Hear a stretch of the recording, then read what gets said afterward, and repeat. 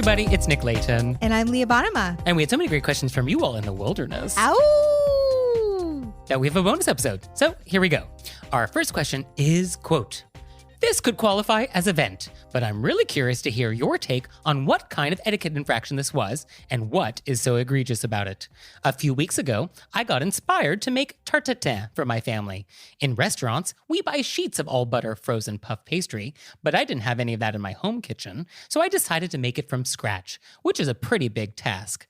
I made a full batch of my old culinary school recipe, which makes enough puff pastry to make several tarts, so I froze most of it and have been making Tarte Tatin about once a week. Each time I've made it, my stepdaughter, an adult still living with us, sneaks into the kitchen at night and takes chunks of apple off the leftover tart, leaving unappetizing portions of bare crust, effectively ruining the remaining tart. My stepdaughter and I, by and large, have a good relationship, and I know she won't do this again since I asked her not to. She was embarrassed, and I think she had convinced herself that no one had noticed, or that someone else would be blamed. So I don't need advice on how to handle future infractions, but I'm curious as to what is the category of this etiquette crime. I was truly appalled that anyone would do this, and I know it has to do with the fact that it seems selfish, but I can't entirely put my finger on what is so offensive about it. Am I wrong to think so? Why don't you handle this one, Nick? Well, first of all, have you ever had Tarte Tatin? Do you know what it is? I know what it is, but I don't think I've had it. So for anybody who doesn't know, Tarte Tatin is basically you caramelize apples and then you toss it into like a cake pan and you put puff pastry on the top of it, you bake it, and then you flip it out to serve it so that the puff pastry is on the bottom. And so then all the ooey gooey caramel from the apples sort of like soaks into the puff pastry. And the story goes, there were two sisters in France named Caroline and Stephanie, and they ran a hotel. And Stephanie, depending on like what version of the story, was either stupid or scatterbrained.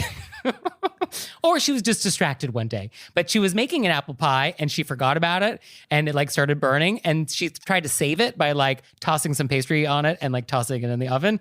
And then it turned out to be a big hit. And then like, so they just kept doing it. So that is the origin of Tarte Tatin because the sisters were the Tatin sisters. That was their last name. So that's the Tarte Tatin. Also a lovely story about how some amazing, delicious new things come out of mistakes. Yeah, I mean, some of the best things, like chocolate chip cookies, that was a mistake. Was it? Yeah, Ruth Wakefield. Yeah. She thought the chocolate would melt, but it didn't, and it stayed as chunks, and then like, oh, the Toll House cookie was born. Yeah.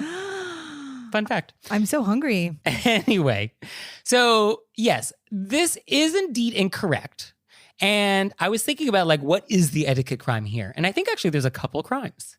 So I think the main one is that it is disrespectful to a chef to make it obvious that you don't like something that they made. So like at a dinner party, you don't criticize the food in front of them. You just sort of like push it around your plate and like don't eat the Brussels sprouts if you don't like them, but we don't like make a big fuss about it. And when you like take chunks of something and leave something behind that you don't want, it makes it very obvious that you don't like it. So I think that's one of the etiquette crimes at play. Oh, I don't think that she doesn't like it. I think she's just sort of sneaking little parts at a time. I think she likes it very much. Oh, you think it's like, oh, I'm going to only have small portions so that I don't have a big portion? I think she's just trying to sneak a little bit because she likes it so much. Okay, so she likes the whole thing, but yeah. I mean, it seems like she's only eating the apples and she's not eating the crust. Because she's sneaking it. She's just not taking a full bite. She's not taking a full piece. She's sneaking. She's sneak eating. I see. Okay. Well, then that becomes a very different thing. I think it's actually a compliment to the how much she likes the food. Oh, interesting take. She's sneaking it. Okay, I thought she just didn't know the rule that there are some things that you have to take the whole thing of. Like you have to take a whole cupcake. You can't just eat frosting. Or like you don't just eat a muffin top. You have to take the whole muffin. No, I think she likes the whole thing. She's sneak eating. So then what is the etiquette crime if it's sneak eating? Don't be sneaky. People often take little pieces because when they feel like they're not allowed to have a full piece. Okay. So I feel like, I also don't feel like the woman says, my stepdaughter, we have this good relationship, but then she says an adult still living with us, as opposed to an adult who's currently at home with us, you know. Or do we even need that detail at all? Right. Yeah. And then also says, she apologized and hasn't done it again, but I want to share it with everybody, even though she was ashamed. So I actually just think that I don't know if she likes this stepdaughter, and she wants to make her feel bad when this girl obviously already feels bad. And I think she's sneak eating because she feels like she can't take a piece. So she's like trying to hide it. And I think this person is reading it as she's being disrespectful by not caring about other people in the house and making the food look bad by just taking pieces. That's what I think is happening. Okay. Well, I think we just got way beyond etiquette on this one. This is no longer about Tarte Tatin. That's for sure. No, I don't think it's about Tarte Tatin at all. It never was. Yeah. Okay. Well, I think if we just want to offer some thoughts in general for our listeners who may encounter portions of dessert eating, I think we just want to remember that when you take a portion of something, you got to take the whole portion when it comes to a dessert. So you got to take the whole slice of cake, got to take the whole cupcake. This is not about that, obviously, but just in general. I mean, maybe I'm wrong, but the writer wants to know what is so offensive about what this daughter is doing. So I hear what you're saying, and I think your take is not necessarily incorrect. I guess what is offensive is that by leaving behind the remnants, it's kind of like people who strip mine communal dishes for the good stuff. So like if there's a pasta salad that has beautiful cherry tomatoes and everybody's supposed to enjoy this pasta salad, you don't go and serve yourself like all the cherry tomatoes out of it. You don't pick those out. And like the caramelized apples in the Tarte Tatin is like a delicious portion of it. And you don't just take that part, leaving the dregs of the dish for other people. So I think that concept, is what caught my eye as like being problematic here. I definitely agree with you with that's what's rude about it, is that you're taking all the good stuff out. Like if somebody was to go into a pint of New York Super Fudge chunk and eat out all the chunks. And then you're exactly, like, yes. And that's definitely rude because you're not thinking about other people. But if she immediately apologized and then stopped doing it, I think she didn't see that that's what was happening. She was probably just trying to grab a little bit because she loved it so much. And then she tried to right her ways. Yes, I think she apologized. So I think that's good. And I think the etiquette crime is just... It's not thinking about other people when you take the good part of the food. Right. It was not being mindful of other people's happiness. And yeah, we don't just leave the crust of something. And I guess this is the quote unquote crust of this dessert. Yeah. Okay. And that she should just take a full portion. And it is true. I think if you don't want the full portion, then just like throw it out. And hopefully nobody sees like you throw away the crust. But don't like leave it in the dish. No? No, I agree with you. I think that what it is that this was a rant and then they changed it into a question. Because right in the middle of it, it says, so I don't want advice on how to handle future infractions. So it's a rant. But then they want us to validate by saying, am I wrong to think so? But then we can't give ideas. So it's sort of... What do you want from us?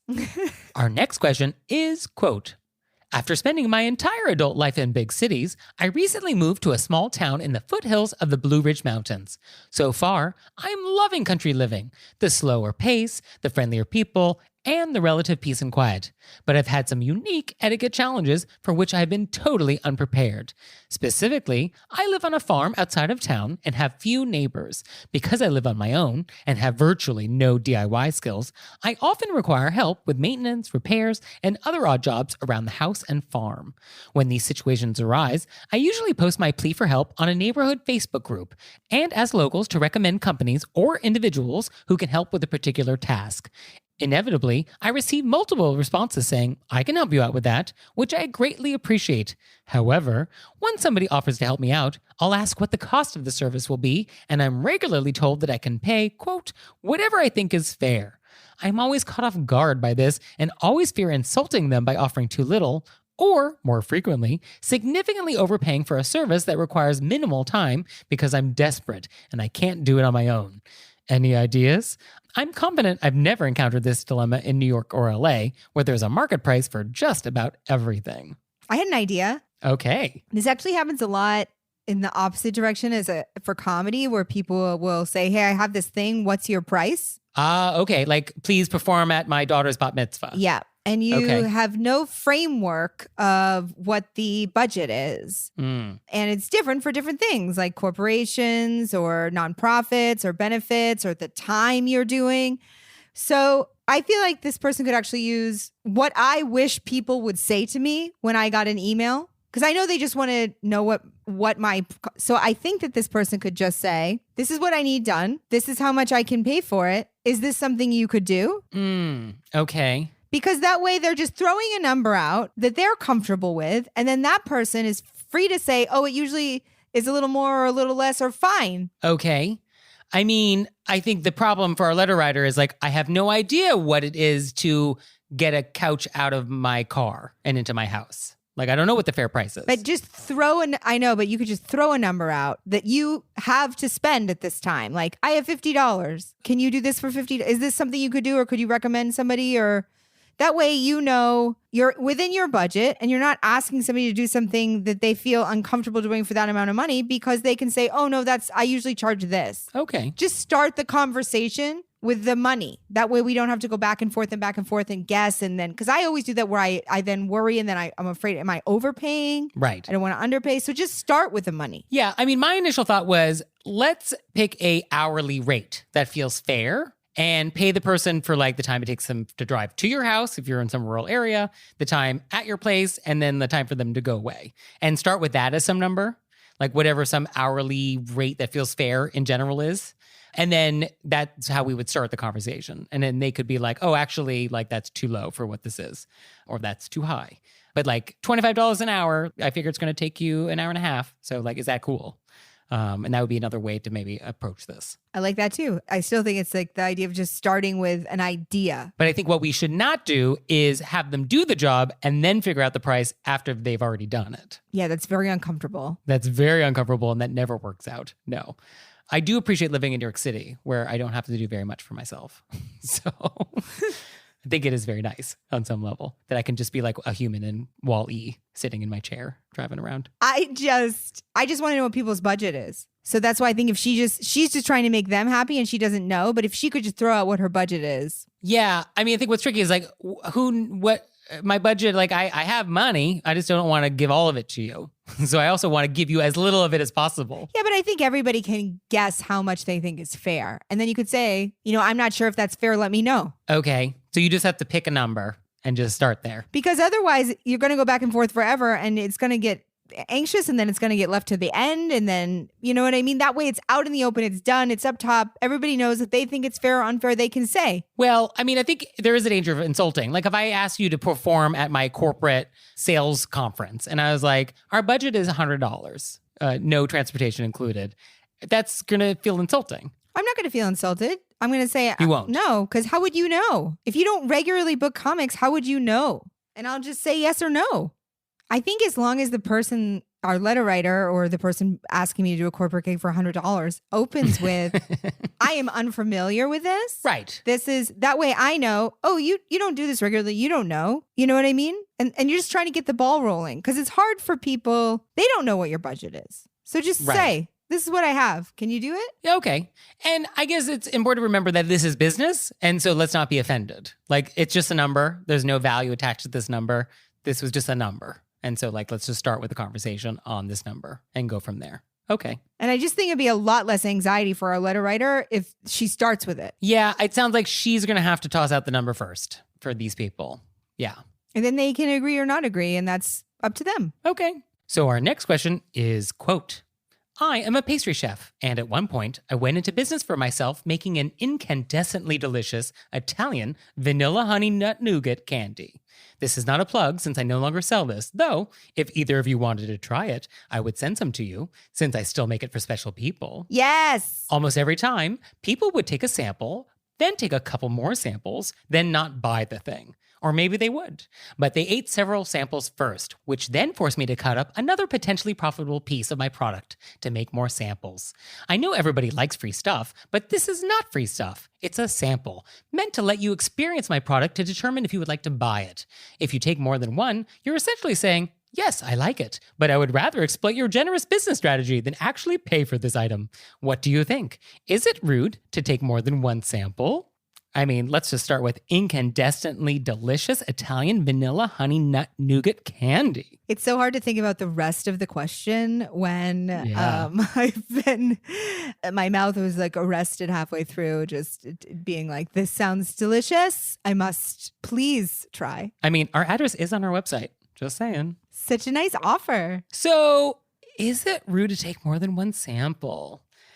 I mean, I guess it depends. right? Yeah, it's very the place you're in. Okay. Because I mean, I know people who have Costco memberships for the express purpose of just going on weekends and like making a meal of it. Yeah, I think when it's like a large company and you're trying out, but this is like a small business. And I imagine that she has like a delightful little tray by the register. And in this question, it sounds like this person is just standing there finishing it and then being like, can I have more samples? And you're like, what just happened right now? And that definitely seems rude. Yeah, no, that does feel rude. Yeah. Because I guess our letter writer is feeling like she's being taken advantage of. And I guess that's the feeling she has. And that's why this feels rude to her. Yeah. And if I'm reading the situation correctly, what was rude? Right. Although I guess in my mind, I think we need to reframe what the samples are meant to do and how we regard them. Because I think like there's the actual sample that we're giving to an actual individual person, trying to convince them to purchase it.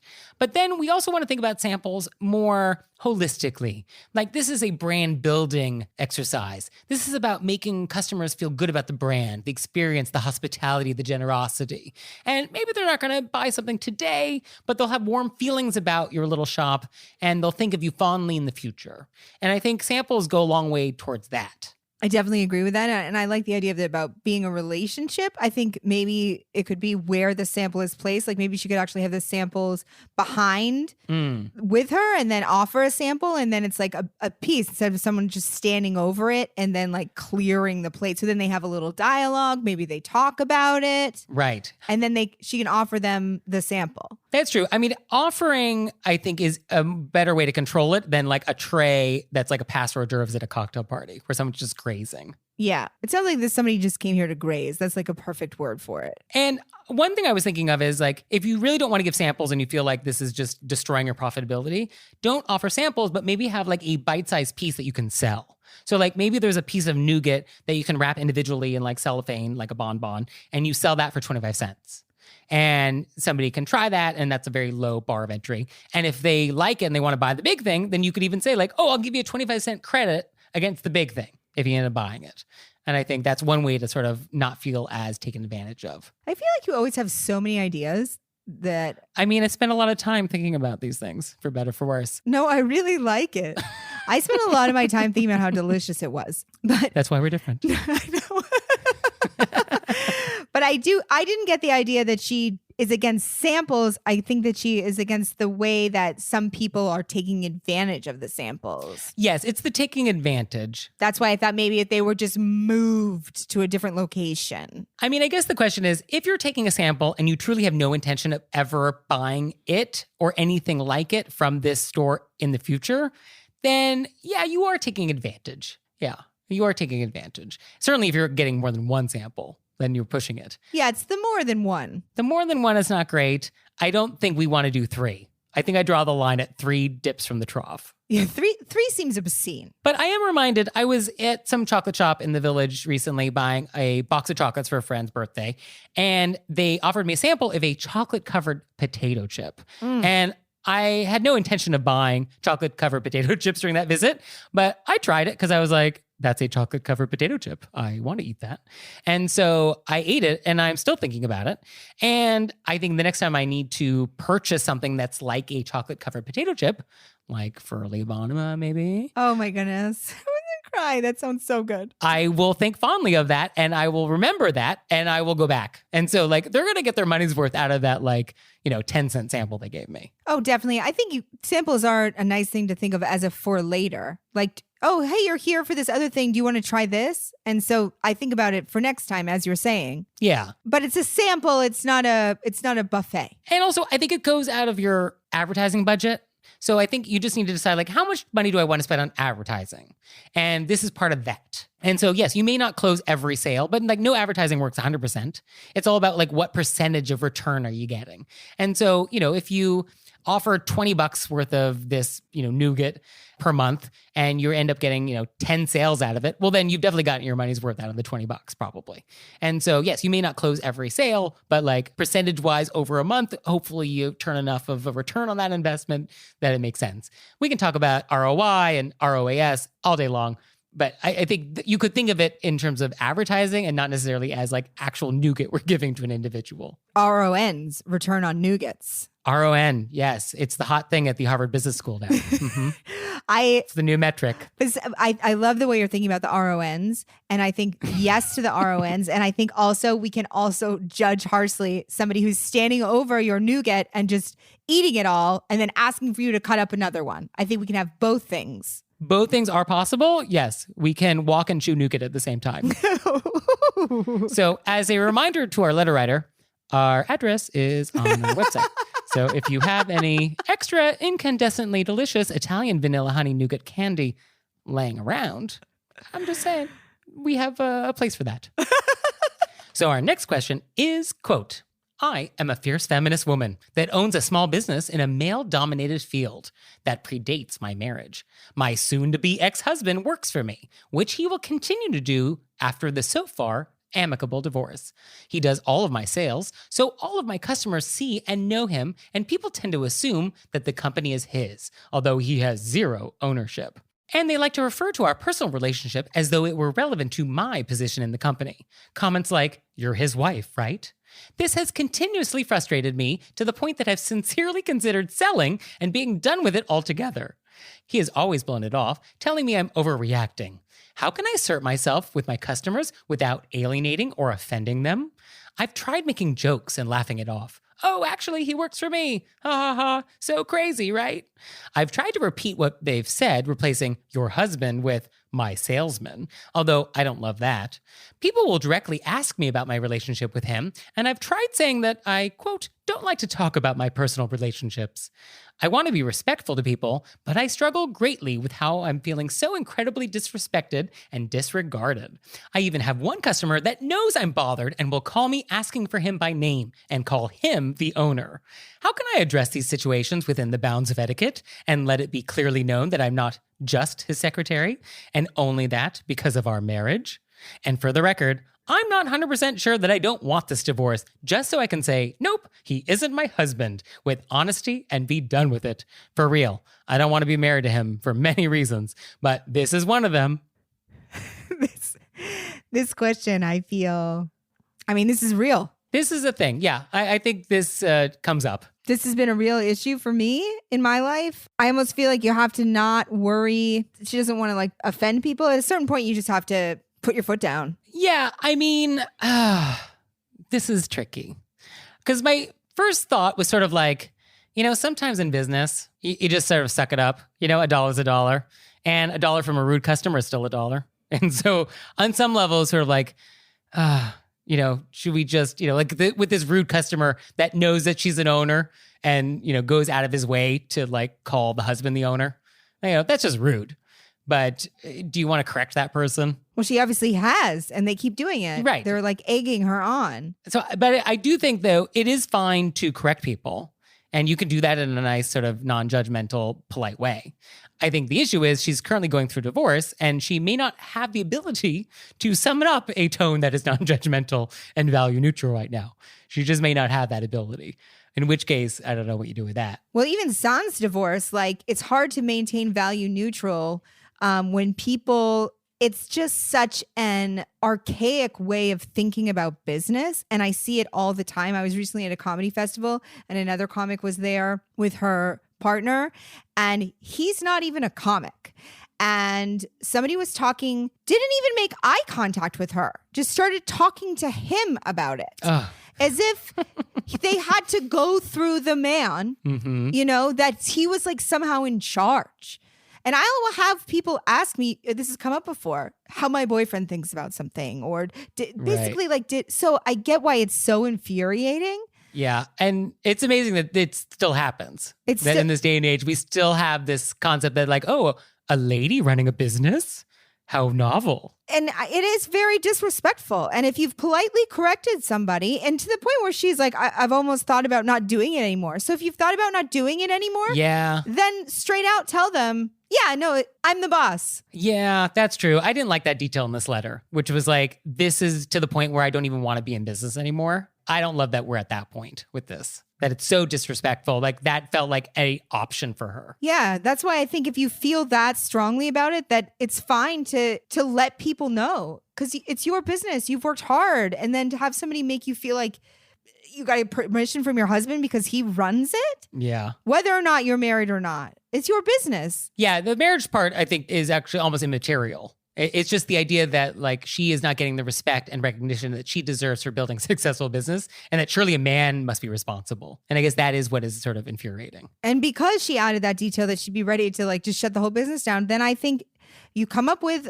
a back pocket sentence that you have it ready, and you don't worry if you've already explained to them that you're the owner and then they keep doing it, you have the sentence ready and you say it and you lose their business. Well, you were ready to shut it down anyway. It's obviously something that is deeply bothering you, which I completely understand. So what's this back pocket sentence we can whip out? I was hoping that you would come up with it because mine would be far less tempered. I see. Because I've had this happen to me a lot, which we've discussed, and I'm to the point where I say things like, let me go and get a handwritten permission slip. I can't even take it anymore. I don't know if they realize what they're implying. So I'll be like, I have a permission slip. You know, after my dad gave me away, he signed it over to my boyfriend and he allows me to be out this late. I am chattel. So that's why I think that you should give the back pocket sentence, because this really, I find so disrespectful. My back pocket sentence would not be nice. So I guess a back pocket sentence should inherently be nice because the purpose of the back pocket sentence is that you had time to prepare and craft it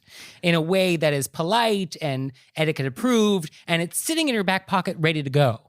But we took the time to assemble this back pocket sentence in advance so that we can whip it out. And so it should inherently be nice and polite. Or just really funny and not the other things. So I guess the sentence is just a factual, like, actually, I'm the owner of this company. Chad over here is my sales director. And I think you could just say that. And I guess you just have to repeat it again and again and hope it eventually sinks in with people. And you just have to just repeat it over and over. Well, I feel like she's repeated it over and over and they're not doing it. And that's why it may make you feel good to start throwing in not etiquette approved sentences like, I know, we vote now. Crazy.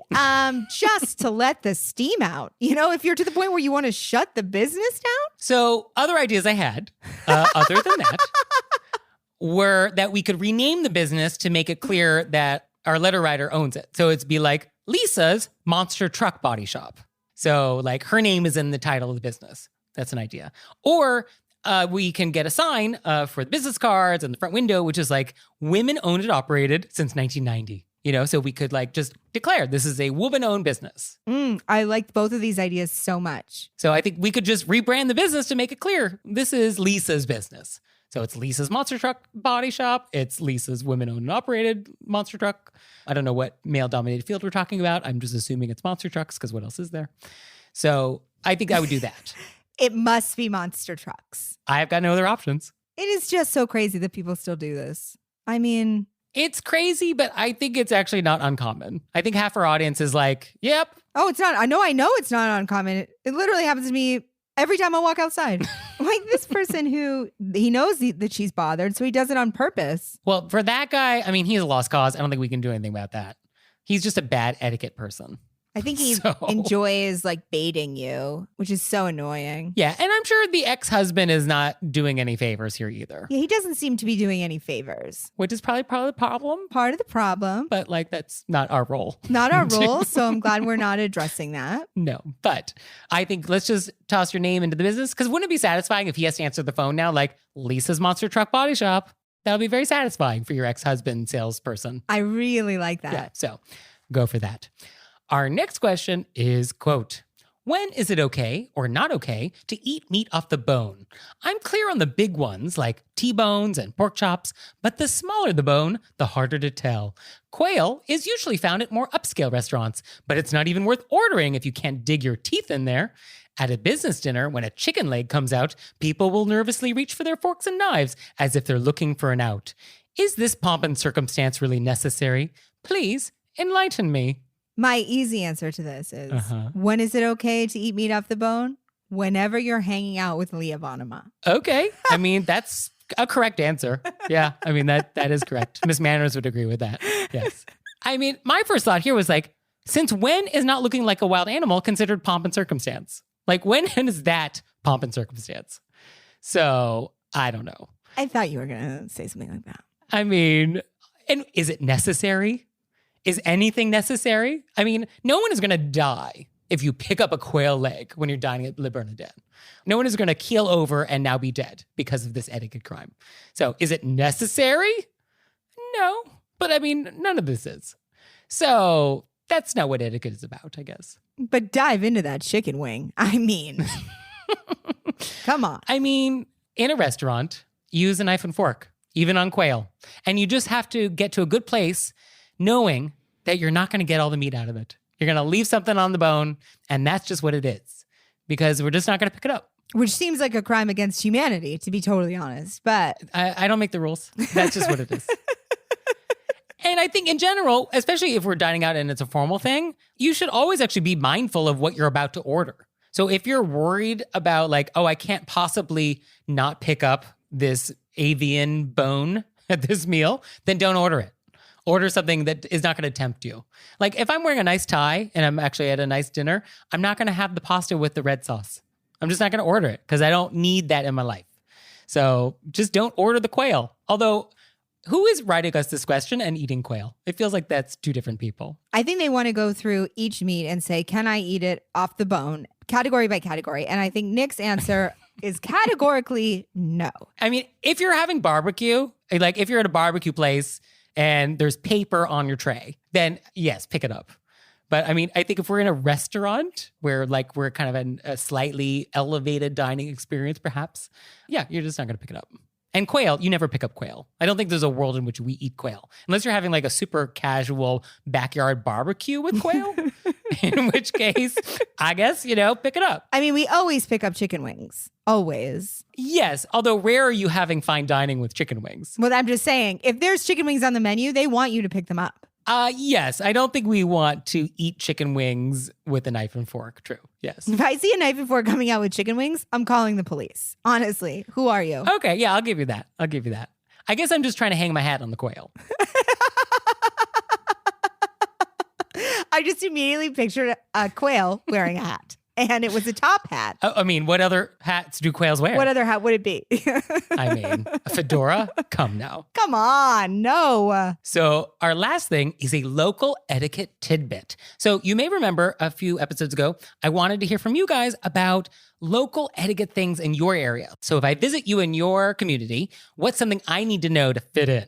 And so we got great examples from around the world, and keep them coming. And this one is, quote, I live near Seattle, and when the wild blackberries are abundant, we pick them and make jam, pies, you name it. And since some spots are better than others, you never ask where they're picked. That's a personal thing. So good to know. I would never know that. Right? Although it makes sense. Like, we just don't ask. That's a very intimate.